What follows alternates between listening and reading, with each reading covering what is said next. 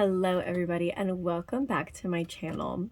Today we are asking ourselves the question, is indie blush actually worth it? I mean, we all love our indie eyeshadows, right? We get like all the fancy finishes, the multi-chromes, and the matte formulas are to die for. But are the indie blush palettes really worth it when compared to regular drugstore blushes? So when I'm talking drugstore blushes, I'm talking like something you could pick up at Ulta or Walmart. I am thinking mostly ColourPop and NYX. These are the two brands that I usually buy blushes from that are more drugstore oriented. And you can get each of these for about $12. So we're going to go through and talk about 4 different indie blush palettes, how much each shade is ultimately worth, and how they perform versus their drugstore counterparts. Okay, we are going to get into it first with the new Nomad Cosmetics blush palette. This was actually just released recently. It's called Paris La Boheme, and it goes along with their Paris La Boheme eyeshadow palette. They had a whole really pretty collection. But here is the blush palette. Now, this is interesting. It's different from most indie blushes that I have used because this is kind of, it reminds me of the old ColourPop Super Shock blushes because it has kind of this cream to powder formula. So it feels different in the pan than a lot of powder blushes that you might be used to.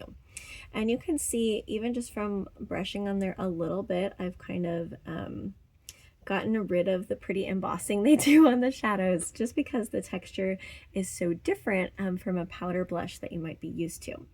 So I'm going to go ahead and swatch this shade more so you can kind of see what I'm talking about. Like, I'm rubbing it just a little bit and you can see it doesn't look exactly like a powder. It just has this sort of creaminess to it. I'm not really sure how else to describe it. And it goes on super creamy too. Like, this is different than how a powder would perform. And when you're blending it, I feel like, for me personally, it blended much better with fingers than it did with a brush. It was really easy for me to get in there and soften the edges with my fingers, but I had less success with the brush on this one. Now I have 2 looks with this blush palette to kind of give you an idea of what it looks like. I do sometimes tend to go lighter on blush, and also I don't know what it is about my phone camera, but it doesn't pick up blush as well, so it can be a little hard to distinguish the shades sometimes. But in this first look I'm going to show you, I used this really kind of light pink Muse color, and it's almost a little cool toned. I like this one because it reads almost more neutral. Like, it's not warm, but it's not necessarily cool. It's just like a nice middle of the road pink, and I think it turned out really well in the look. And then the other look that I did, I used this shade Reverie. This is sort of like a pinkish red. It's a little more subdued than the other 2 tones in the palette. Amore is like a very bright red. And while I'm sure I could find a look to fit that shade into, I don't know that it would necessarily work for any look that I wanted to do. And this one, Passionné, this is obviously meant for somebody with a darker skin tone than mine. I could maybe use it as an eyeshadow, but it would not be a good blush for me. Which leads me into the other thing that I want to talk about indie blushes. They do usually come in palettes like this. I know a couple brands that sell singles. I know Adept Cosmetics has some singles that are like a new formula. They're also very creamy. I don't tend to like a cream blush, so I don't have any of those. And Singe Cosmetics also sells individual blush shades, which would be interesting to try, but I have not tried those yet. And the reason I have not tried those is because indie palettes, while they seem much more expensive than drugstore blushes, usually work out so that per shade they are cheaper. We talked about how NYX and ColourPop has those $12 shades. Well, these on the Nomad Cosmetics palette work out to be about $7.25 per shade. So that's going to be a lot cheaper than buying individual shades of blushes if you're trying to buy 4 of them. So Indie Blush, especially in a palette, works a lot better for people who are looking for variety in blush. And I feel like this Nomad Cosmetics palette does a pretty good job of that. Since there are only 4 shades, it is difficult to work all 4 unless you have a really nice, very middle of the road skin tone. Then you can maybe make all 4 of these work. But for me, I have a very light complexion, so these 2 are a little bit more difficult, and this I'd probably have to use as an eyeshadow. Okay, next we're going to talk about the Amy Loves Blush palette from Adept Cosmetics. This is another palette that has just 4 shades to it, but this one is almost more interesting because while it does have 2 blush shades that can work on a variety of skin tones actually, it also has 2. It could either be highlighting shades or like luster blush kind of shades. Blend Bunny actually released a palette with just luster blushes, which is really fun. I have not quite gotten the hang of them yet, so I use these shades as highlights more than I do actual blush, but they're still really cool to have on there.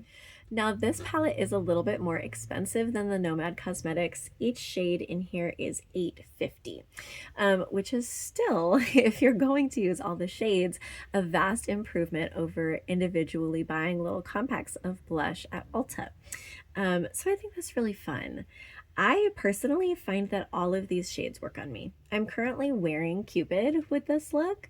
It's a nice, subdued, warmer tone blush that works really well with super bright, colorful looks because it doesn't really detract from them. So I enjoy it for that. I also did a look where I used Mishka, which is kind of a cooler toned pink, which makes a nice complement to this warmer tone. And I also use Athena for a highlighter in that look. And I think those 2 really complement each other well. But if you wanted to do more of a luster blush look, you could layer Mishka with Aries because those are closer in color to each other. Okay, and since we swatched the last palette, I'm going to show you just one shade from this palette so you can kind of compare the texture. So we're going to go in with Cupid because it's a little bit more similar of a color. And you can see like the difference between just the way the palette looks after I have used my finger on it. And there's the blush on my finger. You can see it's much more powdery. This is much more of a traditional formula. So let's see how it looks. Yeah, you get a lot less color payoff with this. Which isn't necessarily a bad thing when you're talking about blush. I think that's the difference between matte eyeshadow. You want that to have really good color payoff. You want it to really pack on. But blush, you want to be able to make it subtle. You want to be able to blend it out. And that's what it looks like with just a little bit of finger blending. Now it's pretty much barely there. And personally, that's why I prefer this powdery formula with just a little bit less pigment, is because I like to have a subtler blush a lot of the time, just because I do such dramatic eye looks that I think it can kind of clash for me personally. So I love to have a nice subtle blush. I wanted to throw this indie palette into the mix to kind of make a point. This is from Likely Makeup, which is a real tiny brand, and the palette is called Fairy Blush. Now, look at the colors that you get with this. And that's what I think can be so fun about indie blush versus buying from Ulta or a drugstore, is you really get the opportunity to explore some crazy ideas. Personally, I have just used the amethyst color from this palette. It's a nice purple, and like I did this really goth look, kind of a goth grunge look. I'll put that up here so you can see it. And the amethyst blush, it's like the ultimate in cool toned purple, right? It's bright and it's cool. So it looks really neat when you're trying to go for more like goth kind of makeup, because it just makes everything look a little bit more grungy, and it gives your whole face like a different cast. It changes your skin tone almost, so that you look like you have more what's the word I'm looking for, like more like less alive undertones. That sounds terrible, but like you're not pink and full of vitality, you're looking more goth. So I think this works really well for that. And this bright pink is super fun too. This is the one I'm going to swatch for you, because it is more of a traditional blush shade, but it's still real fun. Okay, and you can see this is also very powdery. And on the skin, yeah, you get that nice like burst of pink color, but it will blend out super duper well. This has more pigment in it than the Adept Cosmetics palette, but you can see how it does still blend really well. And I feel like, again, that's a benefit of the powder formula. Now, this blush palette, since it is by such a small brand, it is even cheaper than the others, and it is $5.25 per shade. So if you want to try out some real crazy looks, go to Likely Makeup and check this one out because it's a lot of fun. Last, I'm going to cover what I consider to be the ultimate indie blush palette. This thing is gigantic.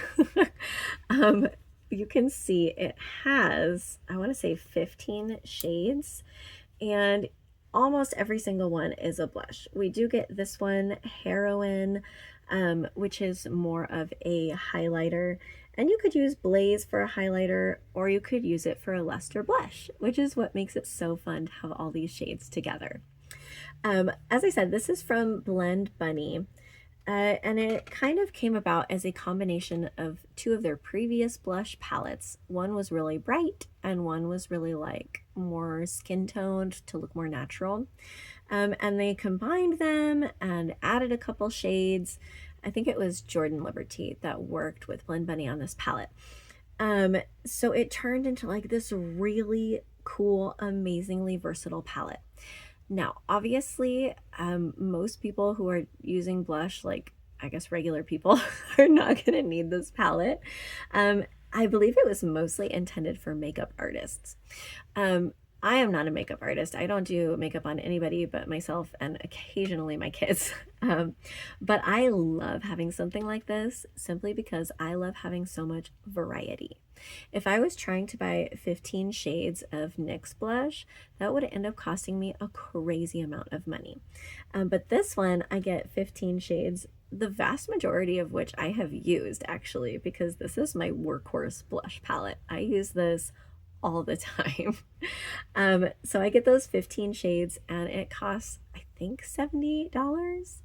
The math works out so that it is $4.80 per shade, which is a crazy deal. And especially when you get Blend Bunny's awesome matte formula, which is amazing. I just really love this palette and cannot hype it up enough. So I did several looks with this palette. The first one I want to show you is this one. I used this shade Tension right here, and I also used a little bit of this highlighter Heroine. Heroine like a female hero, not the other one. I like this shade Tension because on my skin tone, it comes out pretty neutral, but you still get just a little bit of color to the cheek. I do like some of the other browner ones because they give like a real neutral blush, which can be fun depending on what kind of a look you're doing. But this one strikes the middle ground really well. I love this shade. The next look I did, I used this shade Hot Lime. And the other nice thing about this palette is it's arranged in a way that makes so much sense to me. Like this Hot Line is really just like a step more towards a less neutral blush than Tension was. So it's just like one more over. You get just a little bit more color, just a little bit more everything. I love this one. This look, I used this color Ignite. Now this is super bright, as you can tell. So on my skin tone, I just use the teeniest little bit and it blends out really, really, really well. If you had a darker skin tone than mine, you could probably use more and it would look really cool. I really love using these bright shades, but a little bit goes a long way, especially with Blend Bunny's formula, which is more pigmented than other blushes, so it can be a little bit tricky to blend out. This works really well. Okay, in this next look, I used this shade Heat, which is a little bit more neutral and a little bit darker than Tension. Like it's pretty much a very similar shade, but just a little bit darker. And I feel like going a little bit darker can often give you just a little bit more drama to your blush. You could put like more blush on for Tension, like more pigment, but it's still not going to get you the effect that going just a little bit darker with your pigment is, which again is why I love having so much variety of blush to work with, because then you really do get to create these amazing looks that are so differentiated from one another. You're not just rocking the same blush every day. This next one, I used this shade Disobey, which is not only like a bold color, it's a nice maroon, it's also really dark. So I just went in with the teeniest little bit of this. But again, it's got lots of drama to it because it's a lot of color. And also, since it's a little bit brighter than Heat was, a little bit bolder, I guess would be a better word. It's a little bit bolder than Heat was.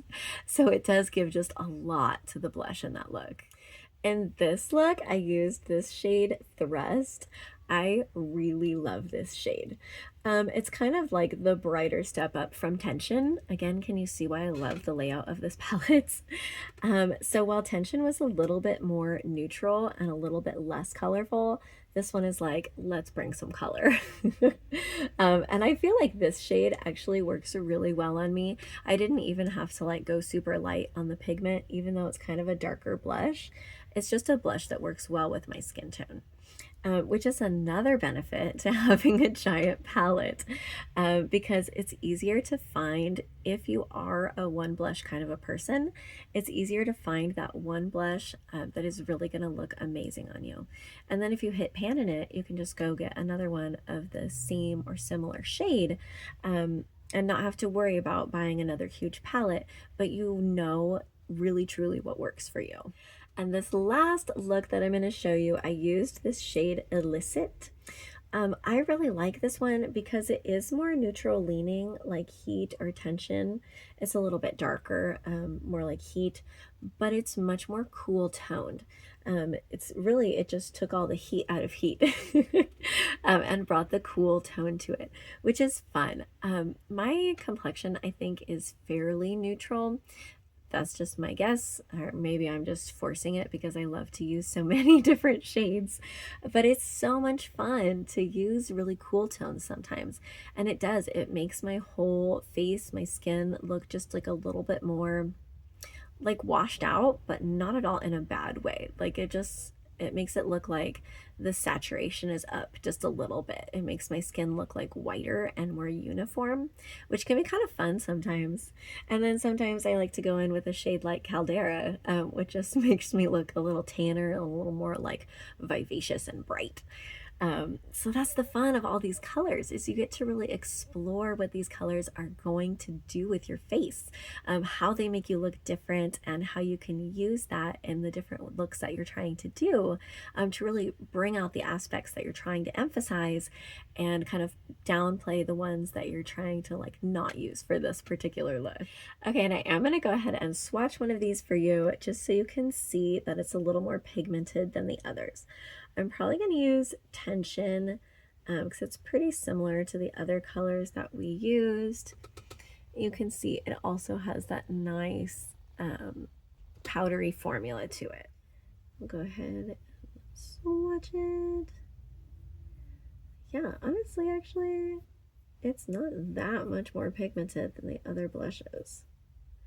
Maybe Blend Bunny just picks up on a brush better, because I swear when I am putting blush on my face, I have more trouble with Blend Bunny than with any of the other indie blushes that I use. it feels like there's just so much pigment there. So I have to go in with a super light hand. So I don't know, maybe it just picks up on the brush better, because on my arm in a swatch, especially once I blend it out, it is not looking that much more pigmented.